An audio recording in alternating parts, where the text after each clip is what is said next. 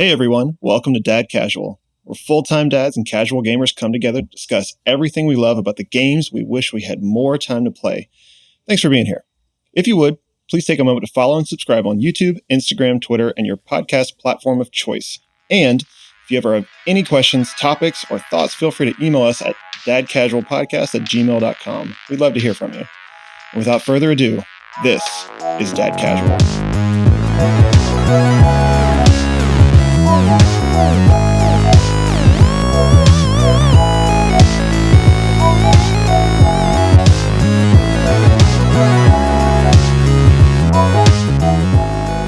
Howdy there. This is episode 4 of Dad Casual. This week we all got to play Rumbleverse, a new free-to-play game published by Epic Games and developed by Iron Galaxy.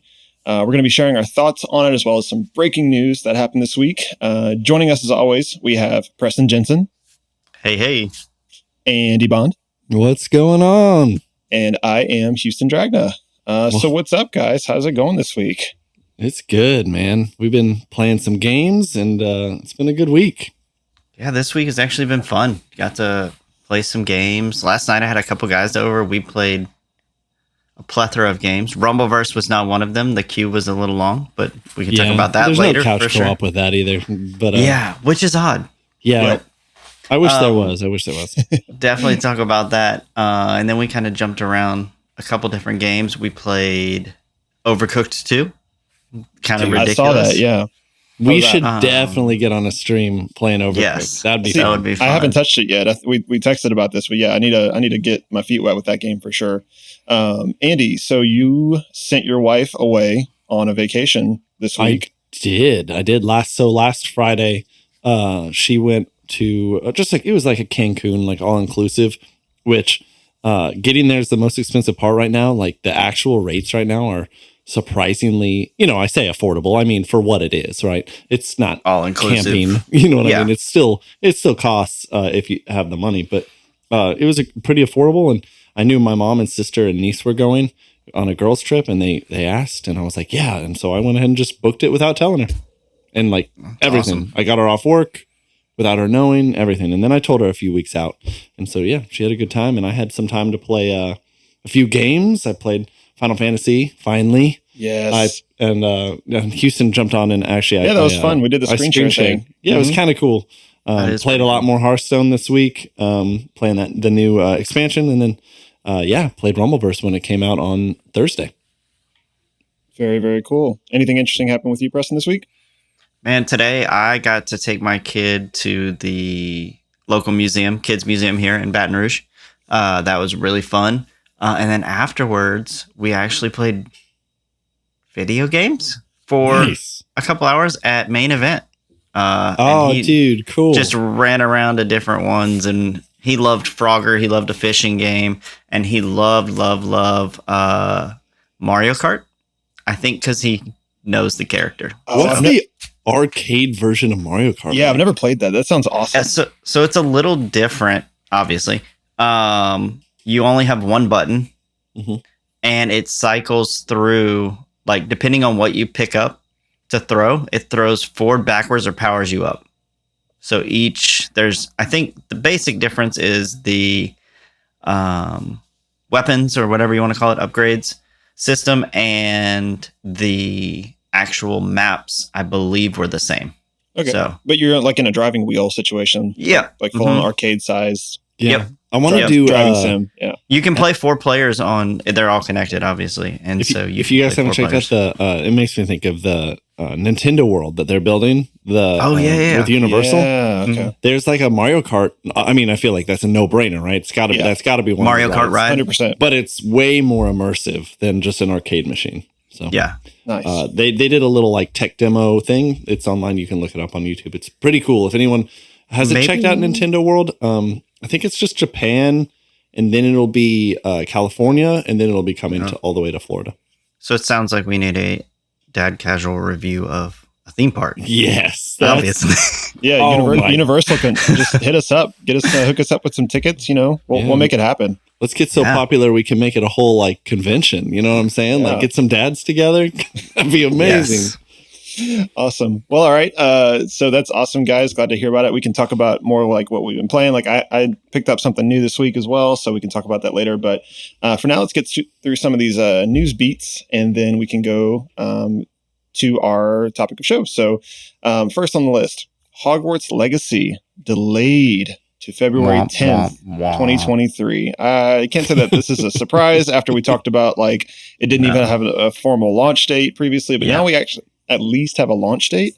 So there was a tweet from Portkey Games, the developer, and it says, Hogwarts Legacy will launch on February 10th, 2023 for PlayStation, Xbox, and PC. The Nintendo Switch launch date will be revealed soon. The team is excited for you to play, but we need a little more time to deliver the best possible game experience. I feel that's pretty boilerplate, pretty like, just like, hey, like we weren't done yet. We don't want to crunch, or we're currently crunching and we don't want to admit it kind of thing. So, I still am excited to play this. I don't know about how you guys are feeling. I mean, that's only 2 months, so I feel like it's not a huge deal. But I don't think it's not that big of a deal. And the first thing that comes to mind still is Cyberpunk, just rushing it. Yeah. Like, and so I want this game to be good because it's not normally my style, but I do like the movies. So I mean, delay a game. If a delayed game event is eventually good. I think that's a Hideo Kojima quote. And if you release a game early, it's forever bad. So, so it's kind of like, it's not a big deal, but they never had a firm date anyway. They just said holiday December. And, creeping, we're in August now. It does kind of date our last week's recording because, we went over upcoming games for this year. We shouted out Hogwarts and then a week later. Happens, man. Meh. Yeah, well, we don't have to stay on it for too long, but it's just interesting to know. But I'm glad we have a release date. Yeah, and I really am not surprised. I agree. I think it makes sense. I think I was shocked when they showed that game, the scale of it.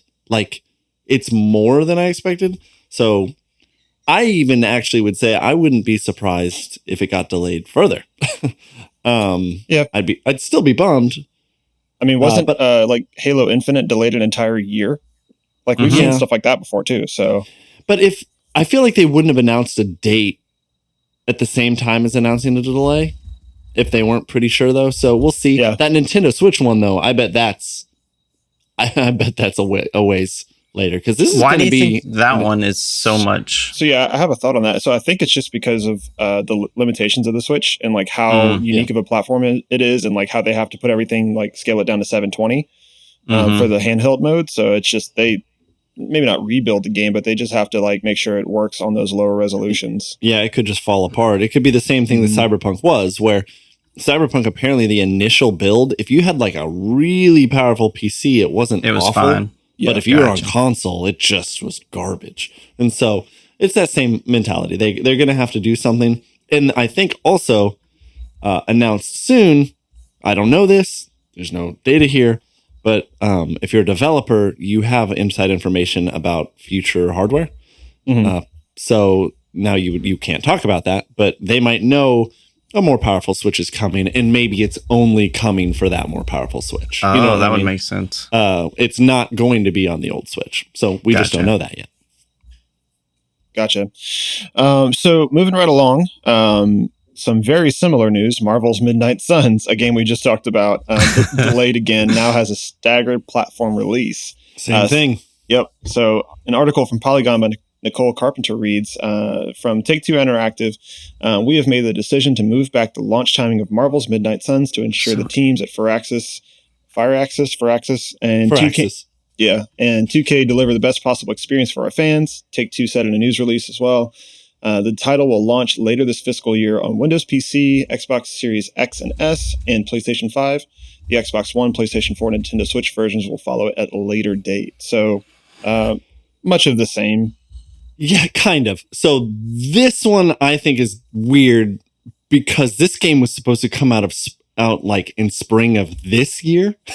So this is a second delay way later. So the only thing I would say is potentially this game is having problems in development. I think more so than I think the Hogwarts Legacy one. Like we just don't know. And we've seen some gameplay. It's just they were really hyping up, and it seemed like the marketing train was like starting to get rolling, and I guess they're probably going to pull a hard e-brake on that. Yeah, and this isn't one that I was like super hyped about, so I'm okay with waiting longer for it and just hoping it'll wow me more when it actually does drop. Yeah, I'm going to play this one. This is one on my list, I think, for sure. I'm curious. I like card games. I like XCOM games. Tactics. Has there been a game like this before with the cards and the? So there was not. It's not a tactics game, but there was a Kingdom Hearts game that had a cards mechanic to it like this, where it's like you had a deck, and depending on the deck that you had, you could execute special moves. And I think it was a like a DS or a PSP game. Somebody commented in or something like that, reminded me what the title of it was. But I'd played it a while back, so I think it was a Nintendo platform. But not a tactics like this. That was still an action RPG. It just had cards to it. So yeah, there've been a bunch of games like that with cards. The most recent one I can think of is Neon White. Neon White. You draw cards and then you can spin those cards to like do things. And it's like a really fast paced game. But that's more of it's a first person shooter. So it's like it's not tactics. So I'm into it. I think it'll be cool, and I'm okay waiting. Yeah, cool. That's where I stand. Cool. This next one, this one's very interesting to me. So it's the title we have is Microsoft claims Sony pays for blocking the rights to stop games coming to Xbox Game Pass. So there's an article by Tom Warren from The Verge. It says Microsoft has claimed Sony pays for quote unquote blocking rights to stop developers from adding their content to Xbox Game Pass. The explosive claims are part of documents filed with Brazil's national competition regulator and part of a review of Microsoft's acquisition of Activision Blizzard. Another quote says, Microsoft's ability to continue expanding Game Pass has been hampered by Sony's desire to inhibit such growth, claims Microsoft in an August 9th filing to the Administrative Council for Economic Defense, as translated from Portuguese. Sony pays for blocking rights to prevent developers from adding content to Game Pass and other competing subscription services. Wow. That is a claim right there. So that is a big claim, but I don't see the difference in this and exclusives. Yeah, I was going to say, I think I'm paying, this sounds like a spin, like maybe a bit of a, like this headline sounds bombastic. Mm-hmm. But why? Reel it in here. How is this not the same as? So like for example, exclusives. A timed exclusive, like a full-on exclusive. I get if you're developing the game, it's not going to Xbox no matter what. But I can think of. But couldn't you pay for like if Cyberpunk for some reason if they offered $1 billion and we're like, yeah, I'll give you $5 billion and you keep it only on PlayStation. Yeah, that's not crazy, talks, right? Yeah, money talks, but this seems the way it's worded at least makes it seem like a malicious attack on like the gaming community at large, more so than just like an agreement of exclusivity, which is an accepted norm. There's a lot more to these deals than I think people understand too. Yeah. I mean, for example, like I can think of a couple games off the top of my head. The Tunic, which was only on Xbox and Game Pass day one, isn't coming to PlayStation until I think September or October this year.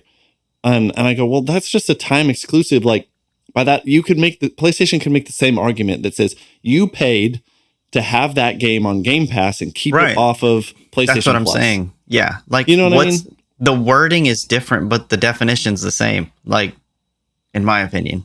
Yeah. It's whether they're paying for blocking rights or exclusive rights. Like it's. Yeah. At the end of the day, you are paying to have something special for your no one else console. Does. Right. So that the other one doesn't have so that it's attractive. Yes. And so I kind of get it. And now I guess it kind of is a little more if like just straight up like, hey, we don't want to, I don't know, again, saying like you can put it on Xbox, you can sell it on Xbox, just don't sell it on Game Pass. Here's $10,000. Is that what's happening here? Like there's no proof of that specific. Like I don't really know. Yeah, like happening. Are they blocking? Are they like violating contracts by doing this, or is it like, okay, like at this point in time, we plan to be out of contract with, say, PlayStation, and then go to Xbox, and PlayStation. Yeah. Like, well, like let's talk. Let's see. Like, how about X amount of money for the next 5 years, and you keep it in platform. And so, yeah, I mean, I think it's a business tactic. I think the way, this might be like the news kind of doing its thing and twisting it to be a little bit more vicious than it actually is. But it's a cool thought. The worst I've seen wasn't necessarily this. I think the worst I've ever seen was against Sony. I don't know if you remember Square Enix's Avengers game. Mm-hmm. So the whole character of Spider-Man, you could play. There were like 5 characters you could play. You could play like Hulk. You could play Captain America, Iron Man. All that. Spider-Man as an entire character was only available on the PlayStation version. I remember that. Yeah, and I remember being like, okay, that feels not cool. Like, if I'm paying the same price, but I don't have a PlayStation and I have an Xbox, and I'm missing on, I mean, arguably the number one marquee character for Marvel. Yeah, and that stems from Sony's ownership rights of Spider-Man, like, and even tying into like what Marvel could do with him. Sure, right. And I actually did understand like the legality side of it. It just, man, that's a bummer that just Xbox just doesn't get that now. But like, again, that shows how complicated that they've had the movie rights and the Marvel rights and the things for so long. They still have them. They're not just going to give them to Xbox. Yeah, it's interesting. It's funny how Xbox and Sony are throwing shade at each other. So Sony's hitting up Microsoft because they're upset about, oh man, you're buying Activision Blizzard. What is this going to mean? You're going to have Call of Duty now. It's going to influence buying patterns. That's where it all stemmed from, right? And then Call of Xbox Duty is like hitting back with this, and then and then recently too, Xbox kind of threw some shade at them because after Sony complained about Call of Duty, Xbox basically responded with like, well, you know, we understand subscription services and you don't, so I guess sucks for you. Like, it was a super snarky like response, like, just be better, man. Like, isn't it felt a little weird that people were so against subscriptions at first? Like, just in general, people are like, I want to own everything. Da-da-da. I mean, the key is value. But now people are like, yeah, I'm losing my value in this. Is how Microsoft is feeling, because Microsoft is saying people accept subscription services when they feel like they're getting a better value, right? Yep. For sure. Yeah. Like, you're like, oh, actually, on second thought, I'm getting like dozens of games I don't own. And I think that's what one of the things in the article said too was one of them believes that, Sony hasn't responded to this particular point yet, but at $9.99 a month for Xbox Game Pass, it's easy to imagine consumers picking up that option to play the new Call of Duty instead of paying the $60. Yeah. Yeah. We talked about that last week a little. Yeah. It's just,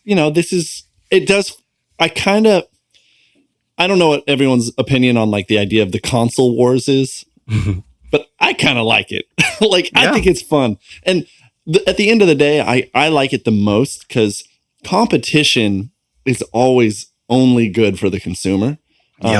When these two giants fight it out, they're going to be forced to give better and better deals to us, the gamers, and better games. If they want to compete, they got to make good games. So I think that's pretty exciting. Yeah. Awesome. So moving right along. So this next one I'm fairly excited about. I think we mentioned it in a previous episode, but Rollerdrome is coming out soon this week. So it is currently August 13th.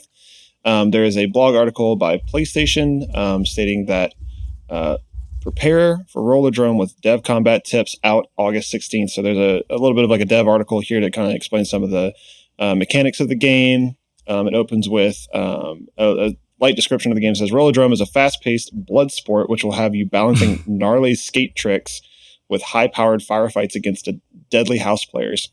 To help you achieve maximum impact when you enter the arena on August 16th, I spoke to some of the devs who helped build the game, and I got the lowdown on the combat system. So, so this is a shooter that you play on roller skates. And it looks like it's like a cel-shaded, like kind of heavy black outline, a little Borderlands-y kind of art vibe. Like in the 70s, too. Yeah, like it looks vintage. And there's like bullet time mechanics. There's like flipping and jumping and like, I don't know. It looks like there's almost like maybe like you get like style points like a Tony Hawk game. That's exactly how I thought of it. Tony Hawk plus Borderlands. Plus guns. Oh yeah, Borderlands is the gun. but on roller skates.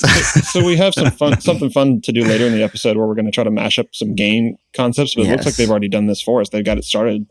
So yeah. Imagine a Tony Hawk game, but if you could shoot people and it looked like Borderlands. That's what this game is. And I think it's hilarious and it looks amazing.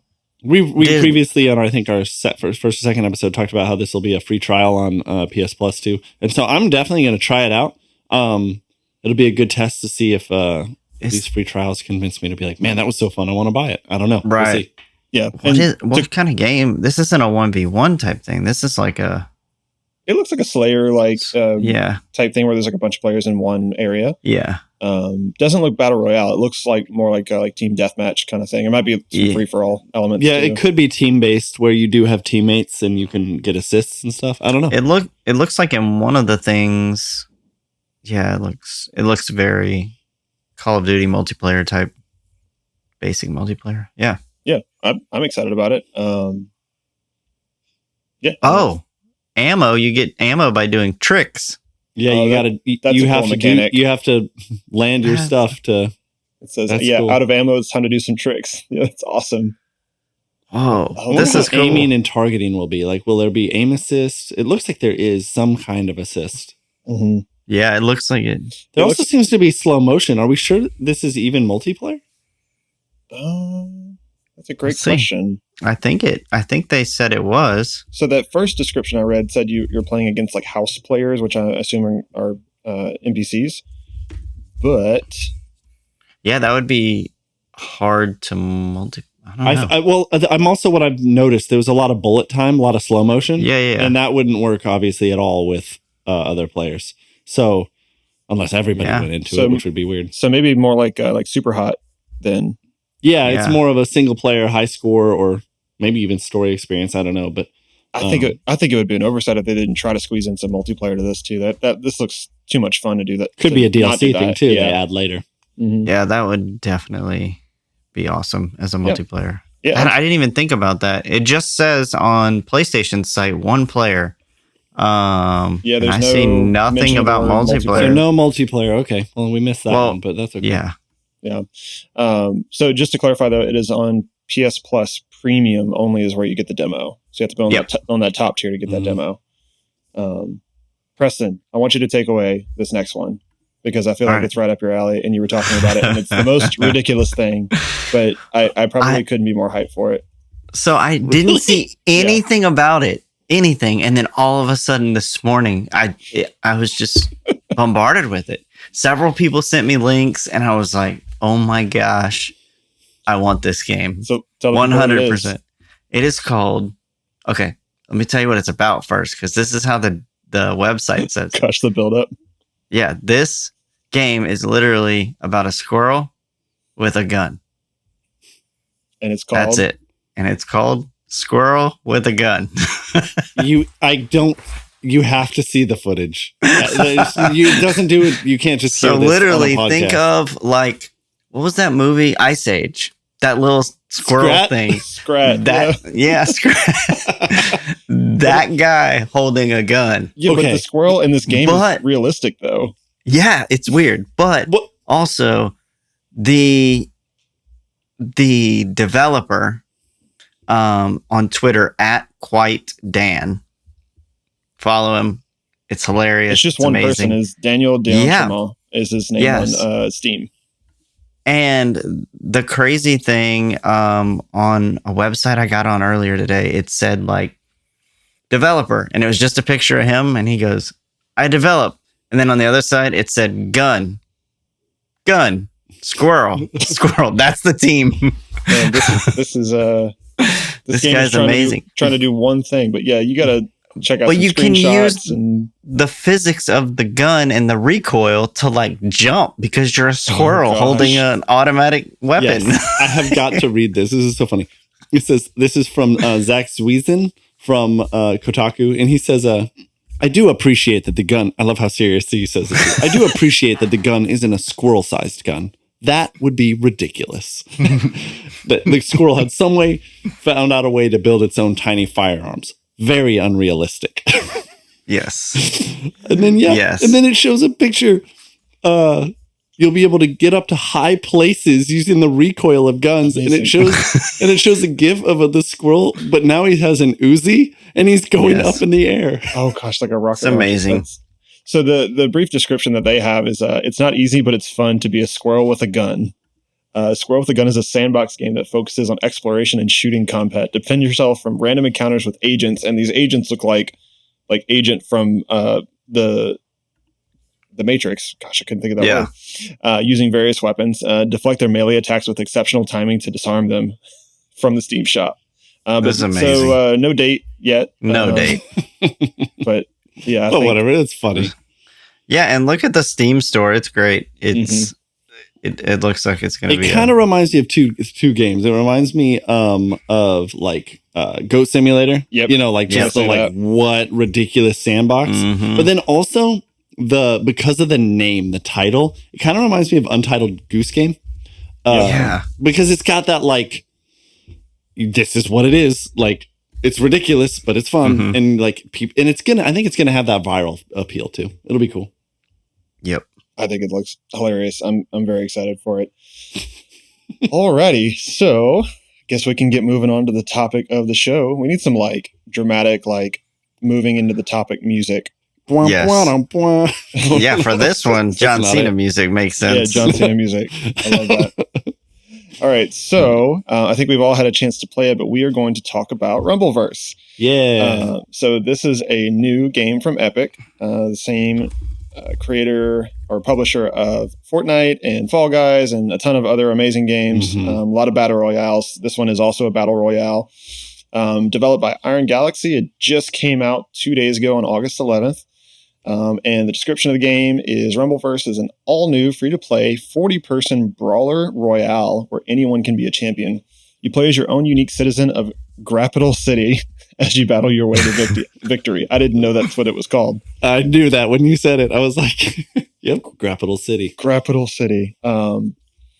Yes. So, yeah, it is a battle royale, except you play as a wrestler. And it's cool. They call it a brawler royale is what I saw. That makes a lot of sense. So there's no guns. It's just all hand-to-hand combat. You can do like suplexes, you can grab, you can throw, you can punch, you can kick, you can do like diving, like flying elbows and all this kind of stuff. Yeah. But it's important that it's a city. So like you could suplex someone off the edge of a building. Yes. And like so that's like important to do. But it's also like when you say that the squirrel gun was realistic. No, yeah. This is like But Fortnite. this is even more outrageous than Fortnite, in my opinion, cartoon it's super style. Cartoony. Yeah. Yeah, it's awesome. It WWE did a game a while back. It might have been Rumble. I'll have to look it up, but the cartoon characters were. Oh yeah, it was called. What was that? WWE. Was it All Stars or something I have like it. that? Something Stars. Yeah. Guys. Yeah. I feel like this podcast is turning into a wrestling game only podcast. I think we talk about one almost every week. Well, this All-Star review. Yeah. This one is way not. You don't have to be a fan of wrestling. I don't. No, think. not at all. No, you don't. I was just poking fun. I legitimately was a fan because I like wrestling, and I was like, Rumbleverse looks like a ridiculous WWE game mixed with Fortnite, and that was my like pull to try it. Honestly, so. Yeah. But it is not a wrestling game. I think the art style is cool. It's that kind of like smoothed over, cartoony Fortnite kind of look. So it starts the same way. You like launch into the center of a city through a cannon, and like you kind of free fall down. And there are loot drops that you can pick up that are either power ups or heals or stamina ups. Like you have stamina and you have health. And then you can also pick up moves. So you have two special moves that you can have slots for, and by default they're empty, and then you have to find these like little books that tell you how to do these moves, and then you can pick up to two, and then if you find another one you can replace one of the old ones, and sometimes it's like a special punch or a kick or like a poison breath or something like that that's going to help you win. And it's battle royale style, so you're against 39 other players, and it's one left remaining. So if you get knocked out, that's it, you're done for the round. Yeah, I think it's fun. I do remember we tried to play like first and second night, and there was like over 100,000 people in the queue, and it took you like 20 minutes to actually get into the game. The first night was fine, and then the second night was just why? wild. I didn't even get to play yesterday at all. So I didn't even try on Friday. So I played Thursday and I was fine, and I played today and it was fine. So I feel like they hit their Friday was a rough. peak, user base on Friday, and they just struggled. So, but that's normal. Yeah, so let's talk about our experience, though. Andy, what is your take on the fun factor and replayability of this game, and especially compared to, let's say, other Epic games and other like Fortnites and your Fall Guys, and then maybe just any other games of this nature?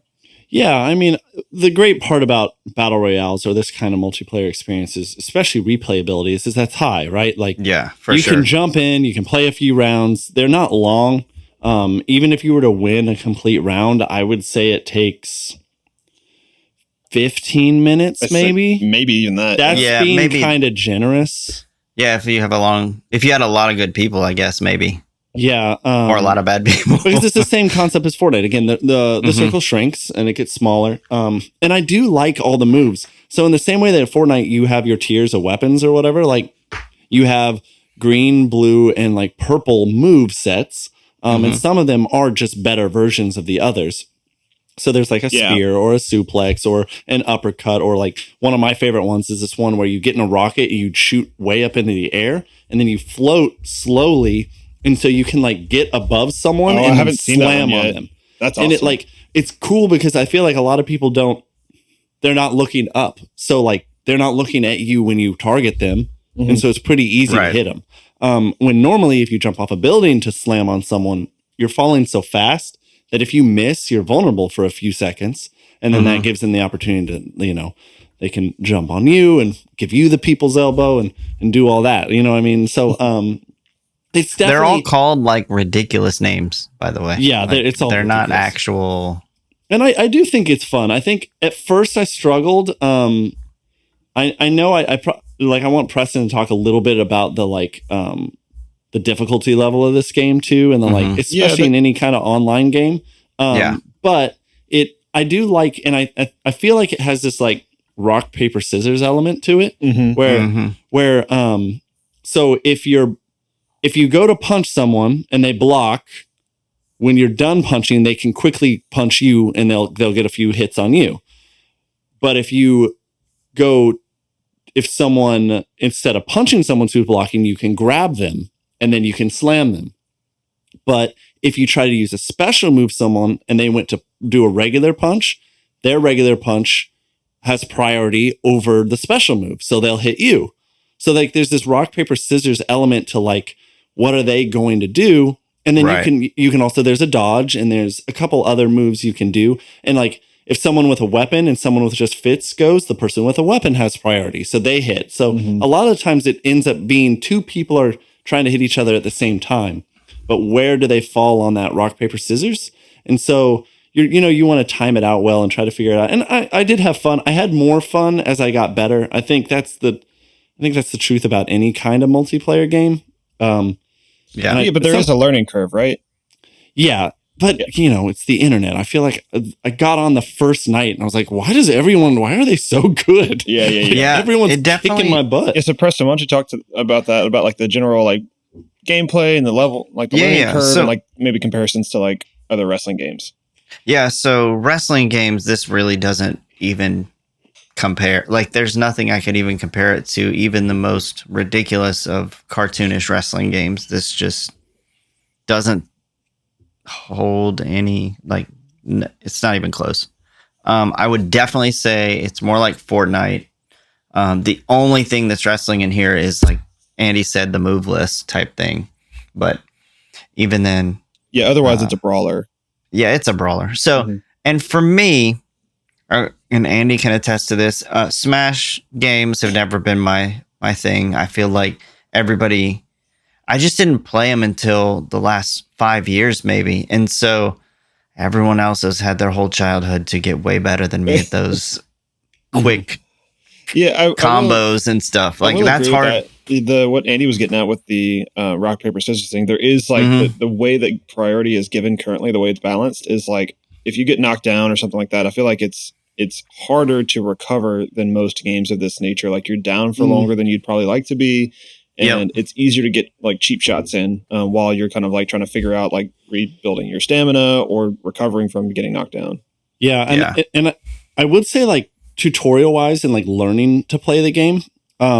If you jump right in, first off, do it. See how the game is like. You might get frustrated. You might be that amazing. First round.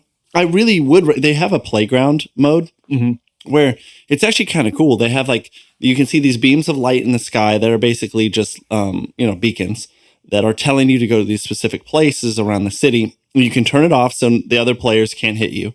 And then in those areas, they have all the moves laid out, and you can equip each one and test them all on a test dummy. And you can make the test dummy fight you or not fight you so that you can practice and do different things. And it'll teach you the mechanic of if you are knocked down, here's what you can do. So like my first round, I didn't know that not all knockdowns are the same. If you could just get hit by a normal knockdown, someone can pile drive you and get you again. But if you get knocked down and your character flashes, that means you're invulnerable. No one can hit you. It's so weird. So those little stars in your head. So what you can do is you can just lay there for a second and you can try to like, because like what will happen is you're trying to mess with the timing of the next player, right? Because he's going to want to hit you right when you get up. Yep. And if you hit square while laying down, you hit anyone in a circle that's standing above you already, right? And then if you press the dodge, which is L2 and R2, which is such a peculiar control for dodge, by the way. It's fine, but I don't mind it. You can quickly dodge any direction to get out, and then you can hold L2 to sprint and hopefully get away. Or you can hold R2 and you can stand up in place blocking. Yeah. So it's like, again, you're down, but it doesn't explain any of that. So something else it didn't explain, you talking about rock, paper, scissors, there's an attack priority. Mm-hmm. Did y'all see that on the left? Yeah, that's what I meant by rock, paper, scissors, but go ahead.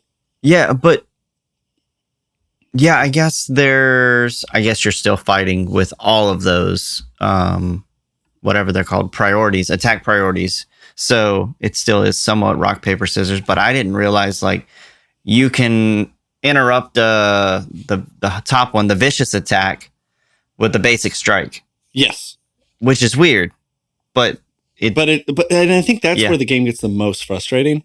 Which is going to be the nature of any kind of 40-player experience, is that if you get downed in a circle of like 10 other players, you may get screwed over. Because what's going to happen is, even if you dodge one of them, someone else is going to get you. Like, you're just going to get clocked. And sometimes you get chained and like will die so quickly. And so that's where, like any fighting game, the intelligence comes into it. It's not all just a mechanics game. It's maybe I shouldn't fight in a area in the same way that any game is multiplayer. Yeah, and that's probably my beef with Battle Royale is the one life thing. It's like if you like screw up and like you get knocked down and like 3 people are around you and they just decide to just take you out. That's true. You're just kind of out of luck. But if and I think some games actually do have like a life mechanic where you have 2, maybe even 3 lives to get through the whole round. I think that would make it it would make it longer for sure, but I think there's some kind of balance there to where they could like give you less life and give you like more. So that is one of the reasons. Modern Warfare, Houston? I think once or twice, yeah.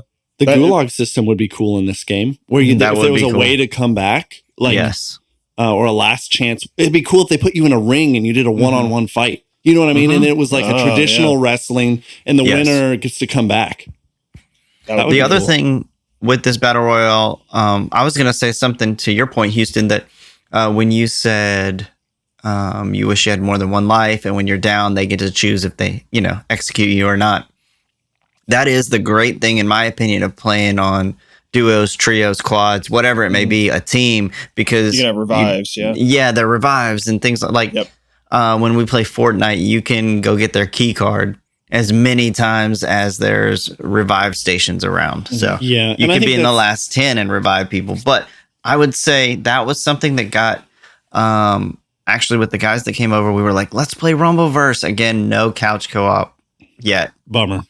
Fortnite has that ability, can actually play up to 4 on one system. Yeah. So, no, I appreciate that. That's some good thoughts.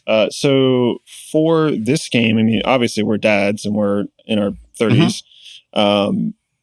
is it good for kids? And if so, what age range are we talking about? Like that would be probably past the barrier of like having to deal with the difficulty of the game, because it's not the easiest thing. The control scheme is not the most intuitive, but I mean you get used to it like any game. So Yeah. is it good for kids, and where's that age? So I can jump in on that. I already started. My 5-year-old has been playing it more than I have because Does he like it? He can go into the playground.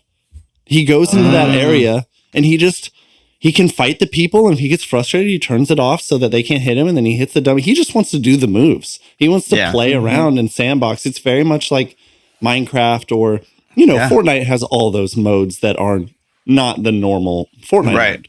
And like, that's what they love to do. And then, naturally what happens is they get better in those modes. And then they're like, I'm going to try the main thing. And they're still not, it's still tough for them. I think, Noah, my 8-year-old, he doesn't really, play Fortnite too much, but he likes Fortnite. It's just, he struggles a little. I also think they will, how Fortnite has gotten better at, like, if you're not doing well, they'll put a few bots in the game instead of real people. I could see this game, because it's Epic Games, going that route, because I do feel... Oh, I think they definitely will. It's just day 3. There's just a barrier right now to entry. Yeah. It feels hard when you first start. Like, there are some things in this game, like perks. I wanted to bring this up. I did not know about this. So if you press pause, I wonder if either of you knew, there are perks that you can earn and you unlock as you play. Like, it'll say like, and it's actually kind of smart, and I kind of wish Fortnite did this. It's, if you fight and do this much damage, you unlock your next perk. And they're random, but it'll be like, once you unlock it, it'll say like, now if you do a body slam, you'll also stun them for this long. Like, that's a new thing for you. Okay. Or all kinds of different things. What it does is the incentive, I was listening to an interview by the developers, they said, we want to make it so that the people who just hide the whole time are punished, because by not doing damage the whole match, they're not unlocking perks. So if you're a hider, that kind of a player, which is fine, you can go that route, store up there are like items for healing and stuff. You can have a full kit of the turkeys so you can eat those if you get damaged. But like, you're not going to have the perks that the other players who are aggressive, that the aggro players are going to have. And so I thought that was interesting, but they didn't explain it at all. And you have to go into the pause menu. Gotcha. Yeah. Preston just linked something in chat.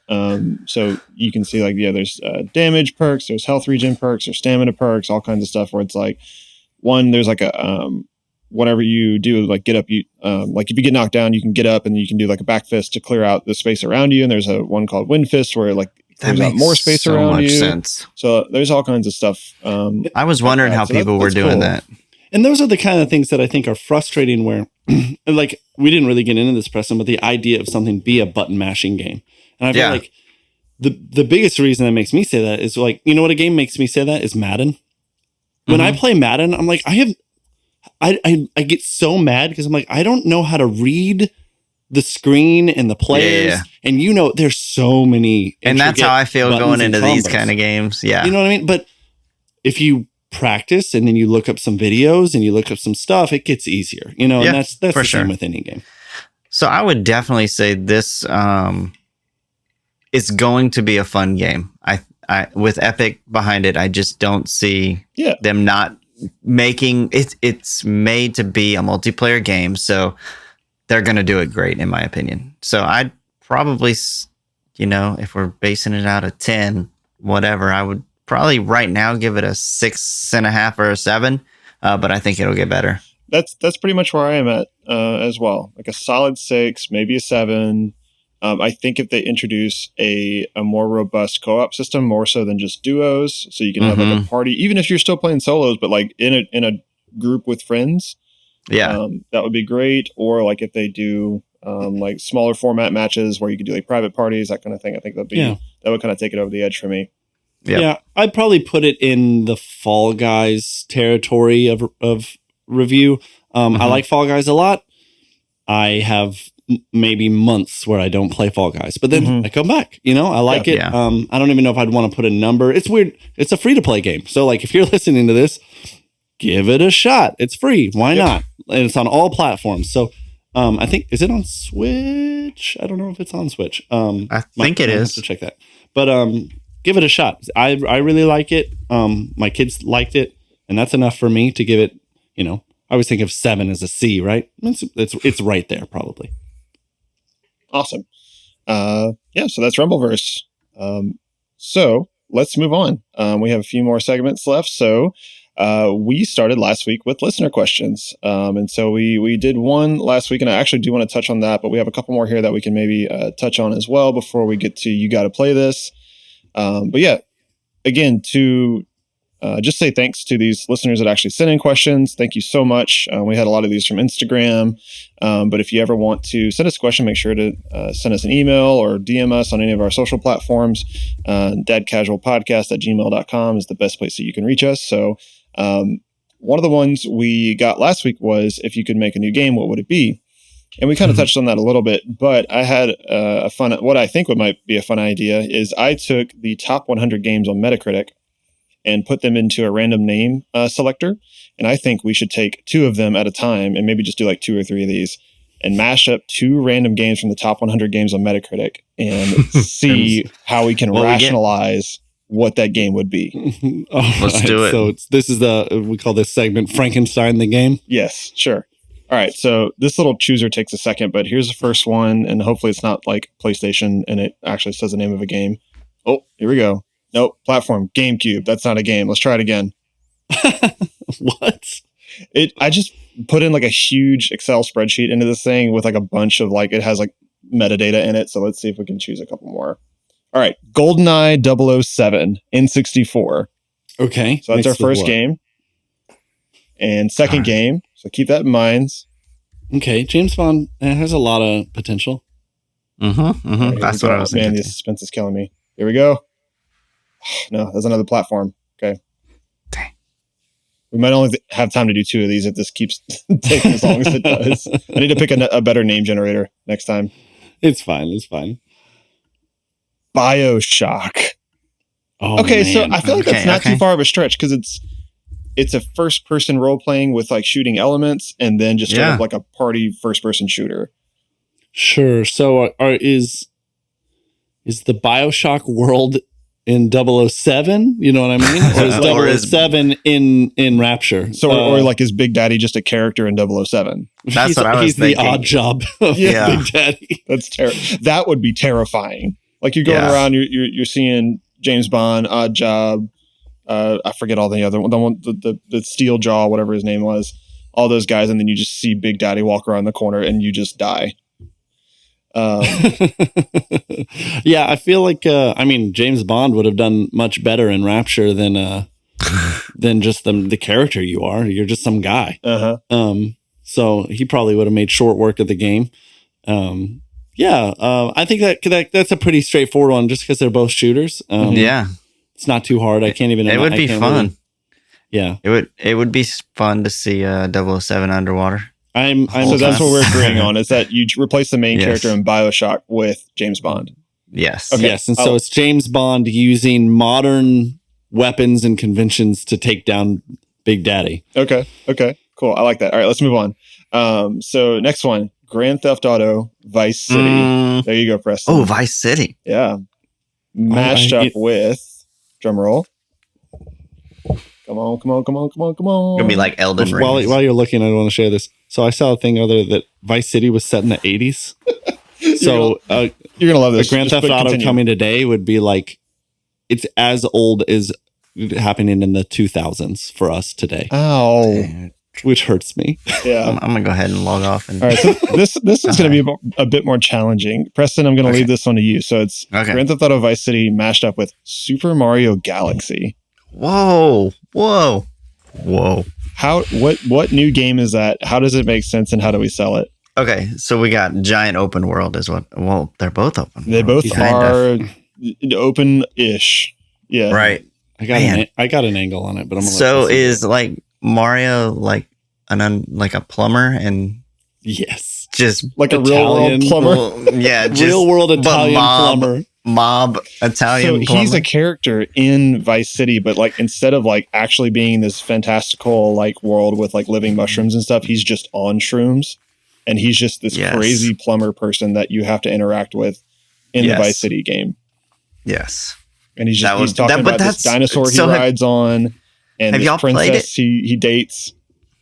Have y'all played Call of Duty? I haven't played Vice City specifically. GTA 85 though? Have you played 5? Yeah. You played the story? Most of it, yeah. That's like, what's his name? The trailer park guy. Is Tommy from He's Vice always City in Grand Theft Auto 5? Are these characters? I don't even know. What characters are you looking up? The main one from Vice City. Oh no, he's not in. So Tommy was his name. So yeah, Andy, what was your angle? I mean, I was thinking the like mob Italian plumber. Like you remember the Mario movie from like the live action one with Bob Hoskins? Oh gosh, that one. That's nightmare fuel. That Goomba is terrifying. Oh, yes. Bowser is too. King Koopa. Yeah. But then the other way around, I'm trying to think like, okay, you got this 80s Tommy, but he's in a spacesuit trying to shoot Goombas and turtles. Yes. Yeah, so you're taking the people he could from be on Vice some City drugs too in space, just as astronauts. Yes. I like it. So it's an astronaut. It's like a alien psychedelic astronaut trip game. Yeah, either way is a trip, right? Yeah. Like, and he's screaming at him. And he's probably not taking good care of Princess Peach. Oof. All right. Yeah. All right, last one real quick. First game, Legend of Zelda Majora's Mask. Mashed up with... Never finished it. That game terrified me as a child. Really? It didn't scare me. It was hard. It was super confusing. It was the moon and then Majora. Oh, yeah. Every time the moon would go, yeah. We got another bunk result. Hold on. Last spin. Come on. You can do it. Let's do it. Majora's Mask with... This would be a lot more interesting on stream. We'll try to make that happen. We will. I should go back to Majora's Mask, even if I need to use a guide. What is it? Batman Arkham City. Bro, that was a great game. Majora's Mask and Batman Arkham City. How do you make that work? So you can't do Batman in Majora's Mask, and here's why. Batman only operates in the nighttime. And there's night and daytime. But what if he wears a green suit instead? There were puzzles that you had to do in the daytime. You couldn't. So there's also you do have the puzzle element the same between the Arkham games and Zelda, so that you got that going for it. But so are we suggesting that it's maybe Link is like a character or Batman like now? What do you mean? Maybe he wears green? Is he the Riddler? Is he Joker? No, he's in that new game with all the different people that Batman trained. The puzzles Gotham Knights. Yeah. The puzzles in Arkham City were all the Joker, right? He would hide the statues. The Riddler. Oh, I mean, that's what I meant. I meant the Riddler. Yeah, and those are more just like collectibles. I guess there weren't that many like true puzzles like Zelda style in the Arkham games. No, bro, some of those were like super hidden. Here you go. What if Batman has to solve puzzles at night in his alter ego? Oh, during the daytime. Bruce Wayne is Link. Oh, okay. Yes. So this yes. is so like you have a daytime worlds. But he wears. He's got to dress up. He's got. I'm a and there's always villager. And then the villain is still Majora in Arkham City. Ooh. Yes, and he's taken hold of the Joker. Yes. As an alien. Yes. Okay. There it is. We got it. Good job, boys. I don't know if that was entertaining for you guys out there as listeners, but that was fun. That was fun for me. Why not? Thanks for the idea. Yeah. Yes. Awesome. All right. So another question. This one's a bit more serious. So, Preston, I'll ask you first. Oh gosh. From Benjamin R on Instagram, what is the best piece of advice you got when you became a dad? Now, I thought about this one for a while, and I will say that I don't know if I got like any like, hey son, let me sit you down and let me give you this piece of advice. But maybe just something that you kind of took from your experience as becoming a father for the first time. Yeah. So Rhett is 3 years old now. So as far as advice goes, there's been a lot of amazing advice from a lot of different dads, a lot of different parents.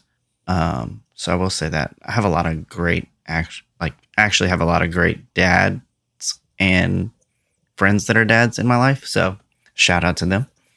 I would say, spend time with him while he's young. And I know he's only 3, but like I can already see time just moving. And he's only 3. And I know it gets faster because as I've got older, time is moving faster. Mm-hmm. So I would say probably just spending time. Today we went to, like I said, the Knock Knock Museum here in Baton Rouge, the Children's Museum. And then we went and played at Main Event. And I texted my wife, Christine, and was like, today was one of the best days ever. Like it was just me and him hanging out. So I would say that's probably my best advice. That's good. Love that. Andy, you got any thoughts? Yeah. And, whoever wrote this in, I don't know if they're about to be a dad or what, teenage. We're all dads of fairly young children. Yeah. I know I have an 8-year-old and that's my oldest, but it's funny when you're having a kid, you get given books on like having a baby a lot, but like, I would say that's the part you don't have to stress about as much. Like you'll make it through. That's a really hard time. And it is helpful to have tips and encouragement and support because like it's hard. The fun times come eventually, but like the best books I read were like how to be a father, not how to have a baby, if that makes sense. Yeah. And for so sure. the best one I read was it basically was have a moment where you sit by yourself and you just accept truly like what's going to happen here. So, and what I mean by that is, if there will be a day where your kid breaks something you really care about, like, I don't even want to say that's a if. It probably is. It's going to happen. Like there's going to be something. And so what I would say is just accept that. Like if one day he scratches your Tesla, Preston, be prepared mentally that you care more about not traumatizing him than you do about your car. Does that make sense? And so like, that's good. That's an extreme example, but like there's going to be something like kids cost money. Yep. And it's not just the diapers. It is the things they do. Like when you have a teenager, I've mentally prepared, like my kid will one day get in a fight or get in trouble, or I'm not saying any of those, but something will happen. It's not going to be nothing. Mm-hmm. And so I'm mentally prepared. Like that's the cost. I signed up for this and I'm ready for it. And I care more about him. And I saw a quote in the book I was reading that talked about this. That was like, it's the author said something along the lines of he was playing football with his kids out in the yard and it had rained and they were tearing up the yard. And the mom came out and said, boys, you're destroying the lawn. And I don't recommend, this is not marriage advice, this is parenting advice. The dad looks at the mom apparently and said, we're not raising lawns, we're raising boys. I care more about this than the lawn. Now, they could have played later or gone somewhere else or gone to the park? Sure. So that's kind of silly advice, but the point remains the same, that just keep the priority and just go ahead and accept like in your mind so that when those things happen and you struggle, you're ready for them mentally. You can handle it. Makes sense. Houston? So that's beautiful. Thank you, man. For me, I don't think I have like a one specific thing, but maybe just more experiential knowledge of my daughter. When she was born with like things that needed surgery immediately and like a disability, and like it's been very, very tough on us. So taking things a day at a time, like that's a very cliche thing to say, but sometimes it's all we could muster. Was just taking things a day at a time. But I think the point of advice I wanted to give is don't be afraid to ask for help. If you're a dad, if you're a parent, your family, your parents, your friends who are willing to help, siblings, whoever, like the whole other cliche phrase of like, it takes a village to raise a baby. Definitely holds true, and we wouldn't be as sane as we currently are. Although I do think you lose some sanity as a parent, and that's just kind of part of it. We wouldn't be where we are without the love and help from our friends and family. And so they don't even have to be blood relatives. Just try the people that you care about, that you love, keep them close and take them along for the ride. Because I mean, they're going to care about you, even when you think they're not caring about you. So that's good stuff. Yeah. So that would be me. We have, solid. Thank you. Yeah. So we got to wrap this up here pretty soon. We're trying to keep these episodes a little shorter. We've been going over an hour every time. So I want to be respectful of everybody's time and keep some stuff saved for the next episode. So we have more questions that we want to answer. So we'll get to those and kind of just knock them out as we can. But let's go on to the ending of our show. You got to play this. Andy, report. What you got? Okay, so I finally played Final Fantasy VII Remake Intergrade Among Us Through the Moon, whatever all the titles are. I'm being silly. I played the remake.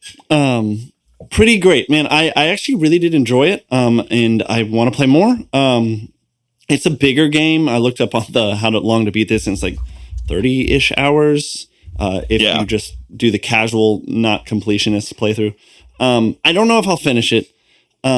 I will say initial impressions. One, it's beautiful. It really is pretty. It definitely has a JRPG Japanese art style, but it's at the highest quality. Two, I actually really like the world. I think I like it as opposed to the it's kind of like I don't know if it's cyberpunk dystopian, but it kind of has that, like there's a character with a gun for an arm, and like so there's a bit of that going on. Mm-hmm. And it's not like fantasy traditional, but there is, so because there's spells and fire and lightning, though admittedly I haven't unlocked a lot of that yet. But I do like the world, and I think it's pretty cool, as opposed to Final Fantasy 15 looked like a boy band driving a car, and I was like, I don't know. Sorry, this one's a lot grittier for sure. Minimizing it. But no, I really enjoy it so far. I got a little annoyed in the first big boss fight where it wasn't hard. Like I wasn't technically difficult.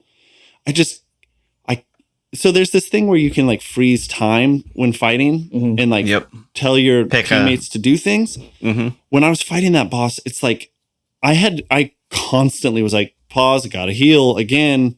The healing constantly became more of an annoyance than a mechanic that felt strategic. I just kept having to do it. Yeah. Houston had a good idea. He was like, save it to a hotkey. But then I was also like, yeah, but if I run out, I run out. So I should probably like not do that as a hotkey because I'm gonna run out of my healing potions or whatever. And once I realized that like other characters could heal each other, and then like there's a cure spell that can like it helped, and I got better. And I feel like once I got past that point, I actually started having more fun because then there were upgrades. I really loved like I found this augment for my sword. I don't remember what they were called. Materia. Yeah. And every time I did a roll or a dodge, I think, and then hit, instead of having to hold square to do like a circle move, I would automatically attack 360. Mm-hmm. So what I could do is open up every fight by diving into the group and just hitting everybody. And then I could jump out and do all my things. And so I had a lot of fun. It also got a little easier once I only had to control one player. Yep. They kind of jump you into controlling two people early on. And I felt like I hadn't quite even mastered just one player yet. Sure. And so it was it was just a lot going on, and some camera issues here and there. I wish when you paused every time you switched between characters, I wish the camera every time swung between those characters so that you could really see their point of view. Or, but it was cool, man. It was not what I expected, especially like I didn't think there was magic or lightning or fire. I liked the elemental resistances, and I thought it was pretty cool. I'm into it. I'm not done. I'm going to play a little more. Tight. Love to hear that. Sweet. Is that the only game you got to this week?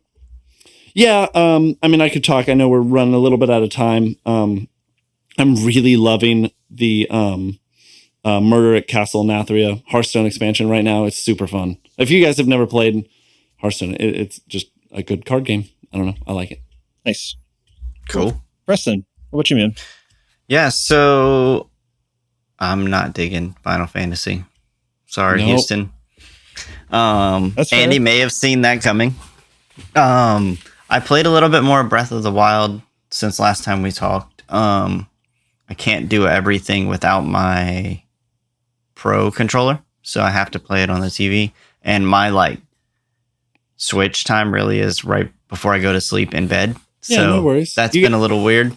I think it's fine if you take another week or whatever. Take some more. I do like the game though. The puzzle mechanic has kind of drawn me in a little more, which I do like. Those are so well thought out. in my What's cool opinion. Yeah. is the world is kind of a puzzle too. Like it's not the dungeons are puzzles, but then there's also like, how am I going to get there? And then like it's too cold to walk, and so you got to puzzle that. Yep. You know what I mean? Yeah, for sure. So that was about those two games. Again, last night we had some guys over to play some board games, and then we came upstairs and started playing video games. And we played Hitman. I know we talked about on the podcast already, but love that game. But then we played UFC. It's included in PS last month. Ultimate or whatever it is. Cool. Premium. And they have like the normal UFC, like you just pick two people and you fight. But then they have this like underground fighting. Ooh, Fight Club style. Yeah, but it looks like Mortal Kombat, like, but it's an octagon, so you can move like in all directions. So we played that for a couple times, and one of them was like knockout mode in that setting. And so you just traded blows, and there was a lot of blood and just ridiculous fighting. So that sounds more appealing to me than a WWE game. Yeah, I mean it was fun. You should download it. We should try it. Okay, I might do that. Yeah. Yeah. Cool. Real quick, what I've been playing. So I picked up. I haven't played these before, but it's another Square Enix game. Shocker. Dragon Quest. I picked up Dragon Quest 11, and I haven't played any of the Dragon Quest games, even though they predate Final Fantasy. They are kind of like two sides of the same coin. Interesting. Dragon Quest is. Sorry, I hit my mic there. It's a JRPG, pretty classic turn-based. I think most of them are same. They went from like 2D, like NES style artwork to like your modern 3D.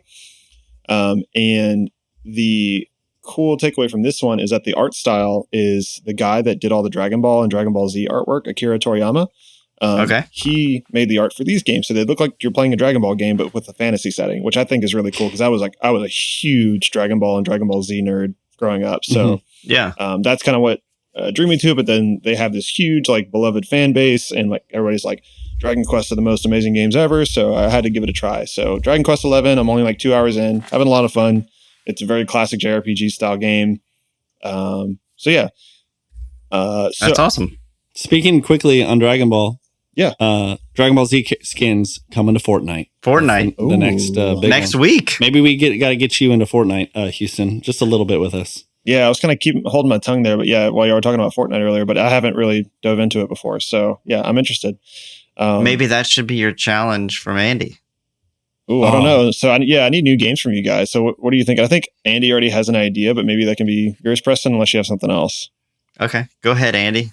Yeah, and Fortnite's kind of a we play together game, a little bit different than the like, hey, when you get a chance, play this on your own time. Mm-hmm. So we've talked for a while. My favorite game this year was Elden Ring, and it's not even just this year. It's probably been my favorite game since God of War 2018. So that's some big words. 4-year gap. And it maybe even surpassed it. Oh man, it's so good. And we'll do that on another episode. I'll rave and talk about it. I really would like to talk about how much I love it, but for people who haven't played it or maybe don't listen to other podcasts where it's already been talked about a lot, but I have the physical version. I'll give it to you. You got to jump in, man.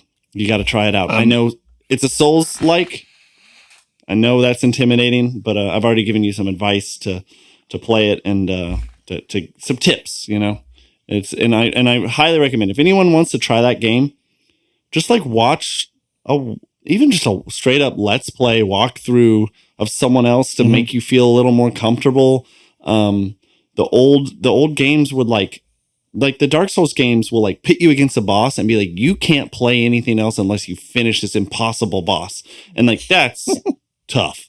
This game's like, hey, if this guy's too hard, you can just go that way. There's a ton of easy guys. You can level, you can get stronger, get better weapons. And then you come back to that guy and he's not as hard. Yeah. Or you can bang your head against the wall till you beat him. I've heard so many good things about it. I'm very excited. I wish I could have picked it up sooner, just for whatever reason to have it. So I'm so excited. So thank you. Beautiful game too. Some of my favorite screenshots from any game I've ever taken. So the game I want to give you is a lot different. Okay. I want you to try NBA 2K what's it called? Battlegrounds? No, Playgrounds. Oh, nice. NBA 2K. So what's it's basketball games? But what's the It's a basketball game. It's a 2v2. It is It's like a lot NBA like Jam. NBA Jam. Yeah. I see. I did love NBA Jam and Yeah. Me too. what is it? NBA Street. Is that an Yep. online NBA game? Street was one of my favorite games on PS2. NBA Playgrounds? Yeah. Is that Can what we you're play asking? together? Let me see. That would be so fun. I think you can. That would be fun. NBA Okay. 2 Playgrounds. Because Yeah, especially it's like the skill level is not near what like actual 2K. NBA. Yeah. NBA So, like- 2K Playgrounds. Cool. Play 2-on-2 locally, 4-player online, Okay. Yeah, there's a matchmaking, sequel. or we can just do head-to-head 3-point Yeah, I contest. love that. That'd be fun. 3-point contest. Yeah. I love that. All right, cool. I have my assignment. All right. Well, guys and listeners, thank you so much for joining in today. It has been an honor to chat with you guys. And if listeners, if you have any more questions or anything that we didn't cover, any games you want us to review, feel free, like we said, to hit us up at dadcasualpodcast@gmail.com. But otherwise, thanks for listening. We'll see you next time. Peace. Peace.